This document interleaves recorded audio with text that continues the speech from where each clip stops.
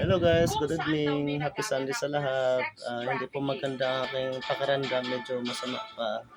Wala pa noong Friday, natrangkaso ako. Kaya yun, hindi ako nakapag-live sa aking TikTok.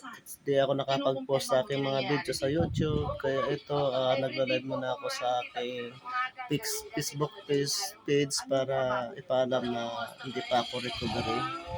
Kumbaga masama pa ang pakiramdam ko.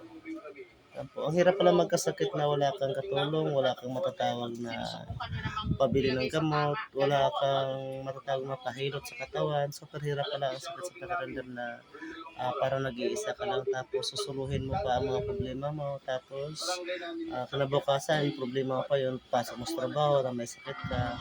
Yan mga kaibigan, shout out sa lahat sa mga nanonood sa aking live at sana ma-share nyo at subscribe na lang din po sa aking YouTube channel at maraming salamat sa inyo lahat. Bye bye.